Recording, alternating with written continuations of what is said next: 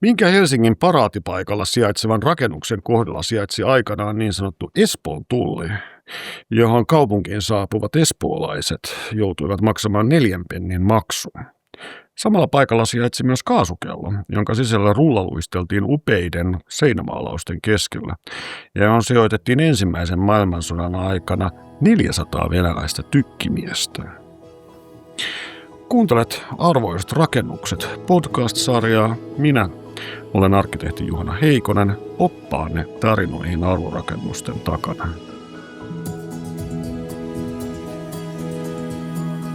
Tämä nykyinen kaikkien tuntema postitalo on paikkana erittäin mielenkiintoinen. Eli me puhutaan 1800-luvulla, että tämä on niin kuin ihan laitakaupunkia. Tämä on lähestulkoon itse asiassa suoraan sanoen melkein kaupungin ulkopuolella, koska tämä Espoon tulli on sijainnut siinä paikalla, johon kaupungin viralliset rajat loppuu.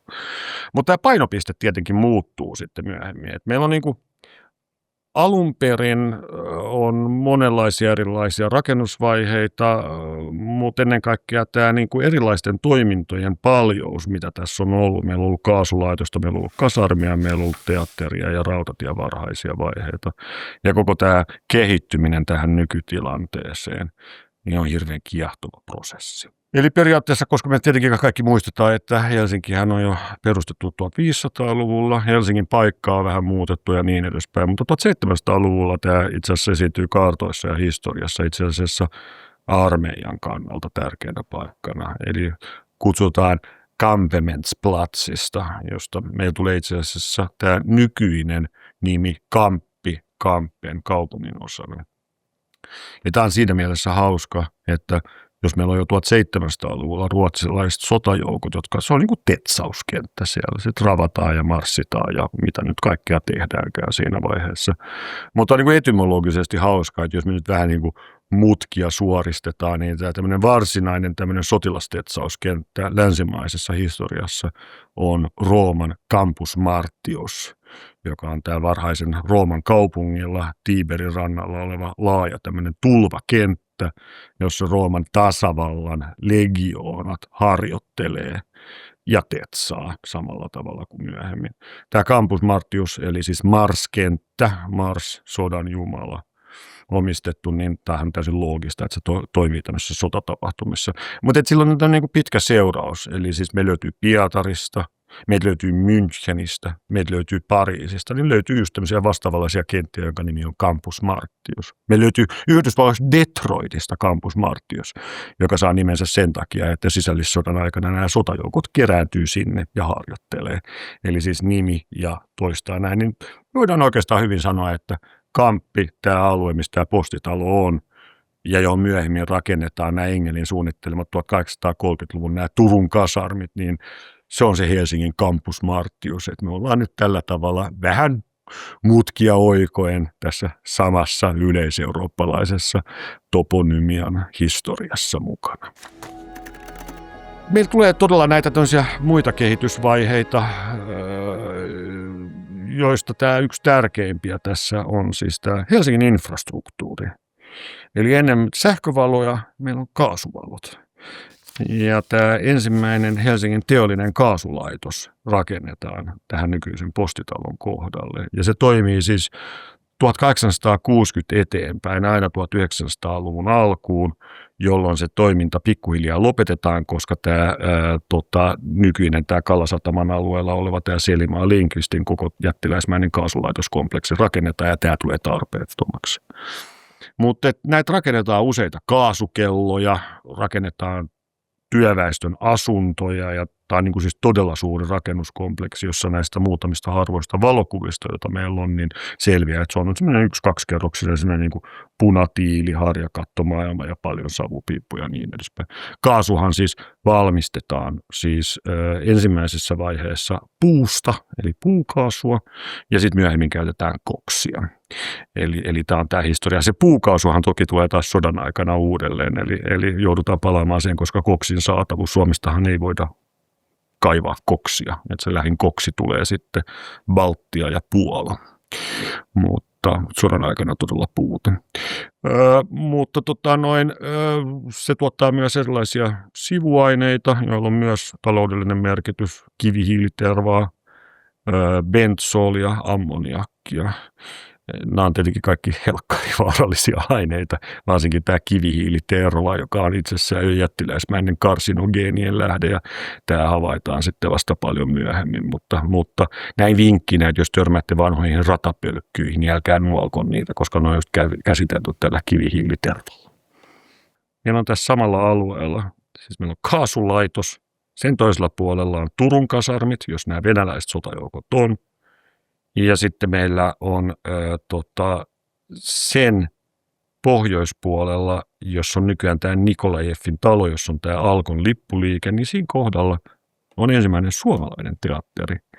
Ja tämä syntyhistoria on hauska, niin kuin me ollaan tässä podcast-sarjassa Merkuriuksen talon kohdalla käsitelty, niin tämä Svenska teatterin edeltäjä oli siis Carl Ludwig Engelin suunnittelema tämmöinen puinen hirsiteatteri. Mutta kun se huomataan, että se on liian pieni, niin se puretaan ja se siirretään tähän paikkaan, Kamppiin, jonka jälkeen siitä tulee myöhemmin tämä ensimmäinen suomenkielinen teatteri. Ja se toimii todella 1900-luvun alkuun asti, kunnes nykyiselle Rautatien torille Onni Tarjanteen suunnittelema Kansallisteatteri rakennetaan. Se toimii vielä vähän aikaa niin kuin Svenska teatterin jonkinlaisena sivuruotsinkielisenä näyttämänä, kunnes sekin sitten lopulta puretaan. Ja ensimmäiseen maailmansotaan mennessä tämä nykyinen punatiilirakennus valmistuu siihen paikalle.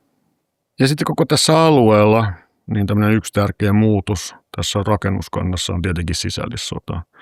Eli 1918 oikeastaan tämmöinen suurin rakennustuho sisällissodan aikana, kun saksalaiset joukot tulee Hangosta Helsinkiin ja miehittää Helsingin, niin näin niin kuin varsinaisesti pommita hajalle Turun kasarmia, mutta se syttyy tuleen ja tuhoutuu jokseenkin totaalisesti, jonka jälkeen se hyvin nopeasti puretaan. Jotain raunioita siitä on vielä näkyvissä 20-luvulla, mutta se on pitkän aikaa rakennuskenttänä.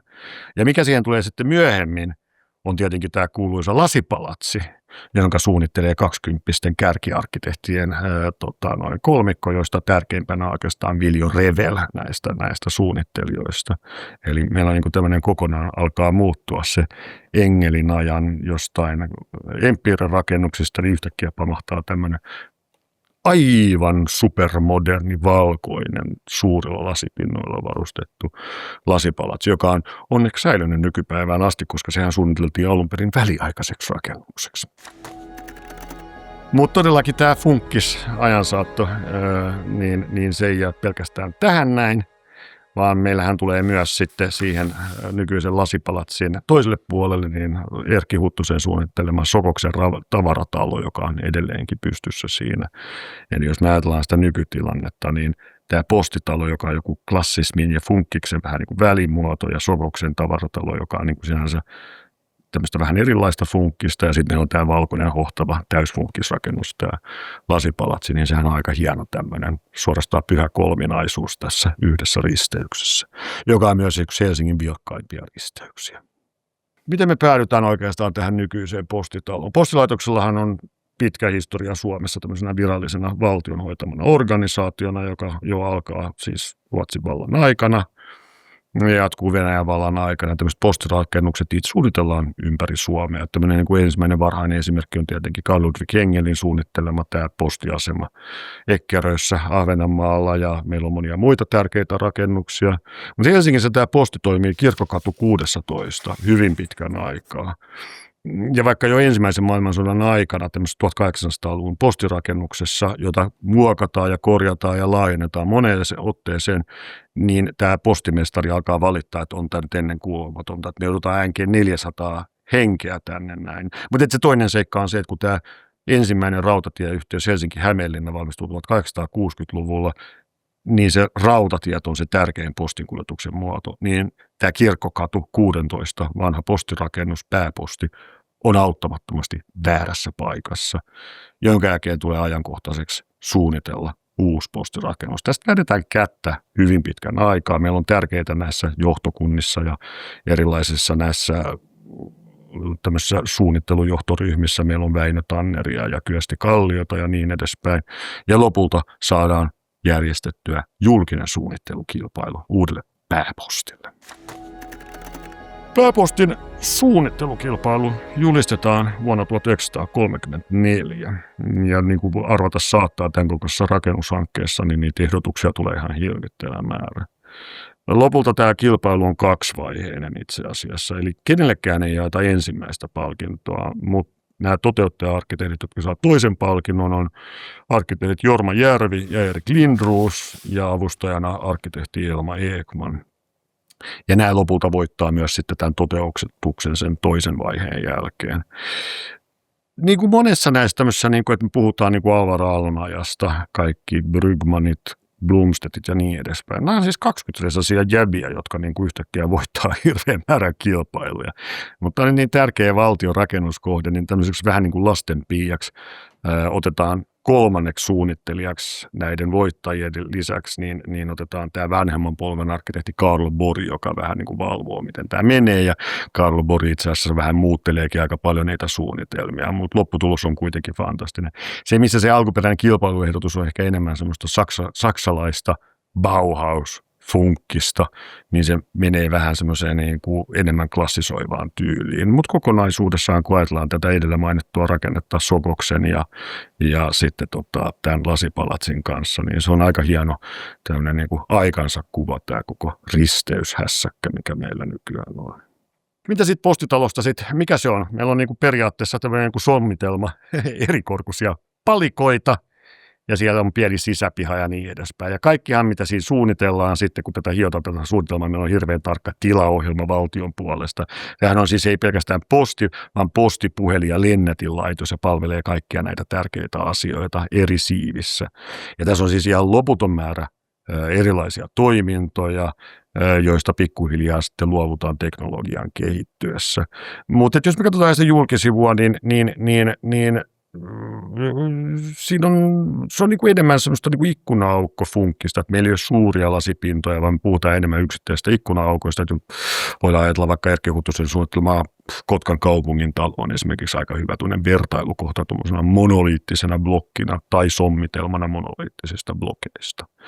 Et se on niin kuin, ja monella tapaa niin kuin yhdistelmästä edeltävää 20-luvun klassismia ja funkkista, että vähän niin kuin sellainen hybridirakennus näiden kahden välillä. Mutta se, mitä periaatteessa se on sisätiloiltaan, tämä on niin kuin nuoren tasavallan tärkeä julkinen rakennus. Eli tässä on niin kuin todella panostettu asiakaslähtöisyyteen. Eli tämä iso edelleen käytössä oleva pankkisali, tämä postisali, posti- ja pankkisali, koska posti tekee myös pankkipalveluita, niin on niin kuin mahdollisimman avoin, kutsuva ja niin edespäin, niin kuin tämmöisen nuoren tasavallan ideologiaan kuuluu. Isoja lasipintoja yleisissä tiloissa, hyvät valaistukset, taideteoksia, jonkin verran säästeliästi käytettynä kalliimpia tämmöisiä hienoja koristekivilaatuja. Kaiken kaikkiaan upea kokonaisuus. Mutta sen lisäksi, että meillä on nämä asiakaspalvelut, posti lajitellaan siellä, meillä on lennätinverkkoa, meillä on kaikkia tämmöisiä palveluita, niin meillä on myös itse asiassa asuntoja tässä rakennuksessa, joita harvemmin tullaan ehkä nykyään ajatelleeksi. Niitä ei hirveästi ole, mutta ne on niinku sellaisia ihmisiä, jotka tarvitaan sinne koko ajan varmuuden vuoksi. Että jos esimerkiksi insinöörejä asui siellä ylemmissä kerroksissa, ja näillä on niinku omat kattoterassit ja kaikki tämmöiset näin, ja vastaavasti sitten tietenkin tämän mukana huomattavasti lapsia.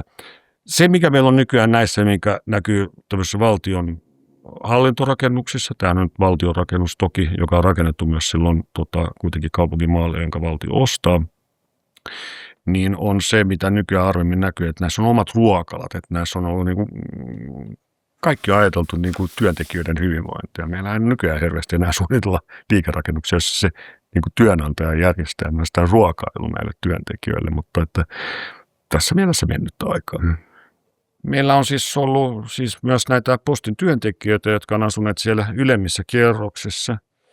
Ja meillä on jopa erilaisia muistelmia säästynyt tästä näin, jossa Kristiina Haarno ja omaa sukua Holmberg muistelee postitaloa, joka oli hänen lapsuuden kotinsa toisinsa, jossa Holmberg muistelee. Isä oli postimies ja perhe asui 4. kerroksessa, siis postitalossa. Talossa asui muitakin lapsia ja lapset leikkivät sopuisasti yhdessä. Talvella postitalon katolla oli pieni luistinrata ja lapset hiihtivät myös siellä. Kellarissa lapset leikkivät rosvoa ja pollaria. Siellä oli myös iso postisäkkivarasto, mikä oli hauska paikka. Eli tässä mielessä meillä on pikkariikkisen erilainen tietenkin tämä postitalo, koska nykyään kukaan ei enää asu postitalossa, mutta meillä on todella Tällaistakin elämää on ollut tässä tärkeässä postitalossa.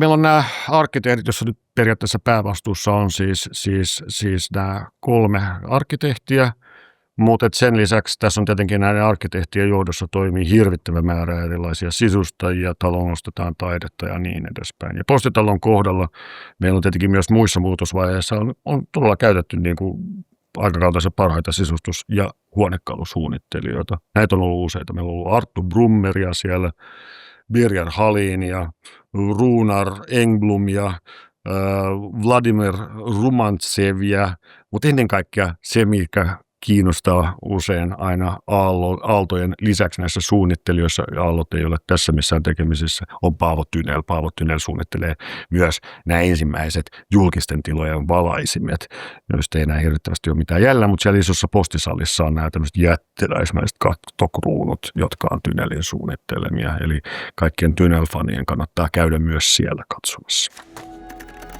Meillä on sillä tavalla onnettomasti tietenkin, meillä on nuori tasavalta, joka rakentaa uutta funkkisarkkitehtuuria ja sitten takaisin tämmöiseen klassismiin palannut naapurivaltio Neuvostoliitto hyökkää Suomeen ja sitten seuraavat 5 vuotta ollaankin sitten sodassa toisin sanoen.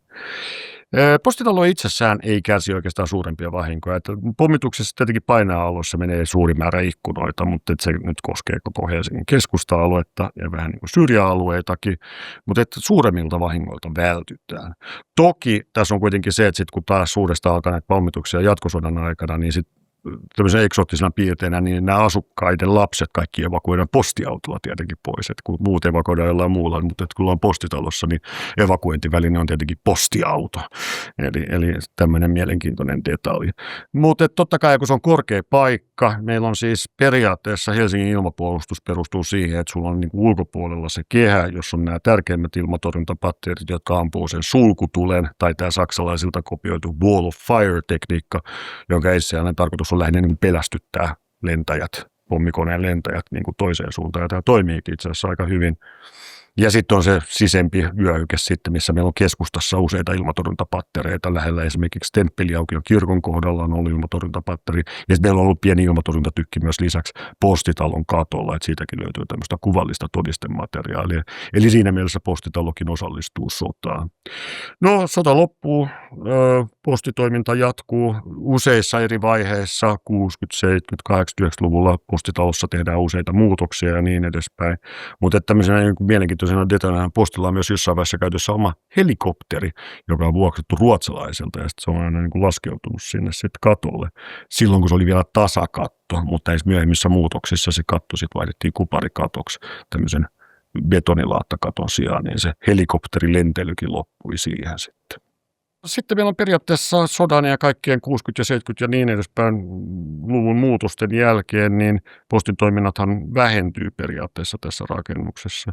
Mutta se ei niin kuin missään tapauksessa menetä tätä arkkitehtonista arvoa. Eli kun me ollaan nyt aikaisemmin puhuttu näistä Sokoksen talosta, Lasipalatsista, sitten tämä postitalo, eli nämä funkkisrakennukset, niin tämä kiasma rakentuu tähän suoraan naapurin 1990-luvulla, jossa tulee sitten tämä kalabaliikki just tässä Mannerheimin ratsastajapatsaan siirtämisessä, ja sen vieressä on vielä sitten tämä Sanomien, tai Helsingin Sanomien vanhalta nimeltään pääkonttori, tämä iso lasinen laatikko siinä, josta alkaa Töölönlahti, ja sieltä tulee tämä upeat nykyiset Oodi-kirjasto, joka on yksi Helsingin hienoimpia nykyrakennuksia, ja se totta kai Alvara on Finlandia talot. Yleensä puhutaan vain Töölönlahden näistä rakennuksista, mutta mä jotenkin aina itse näen tämän kokonaisuuden sillä tavalla, että se Töölönlahti jatkuu just rautatieasema Eliel Saarinen, yksi Suomen merkittävimpiä rakennuksia. Se on niin kuin tämmöinen tärkeiden julkisten rakennusten kokonaisuus. Ja sen lisäksi, että postitoiminnothan on periaatteessa koko ajan olleet tässä postitalossa, mutta nyt meillä on myös sitten palannut sitten postin pääkonttori itse asiassa takaisin kiinteistöön, joka on hieno jatkumo tälle tärkeälle julkiselle rakennukselle.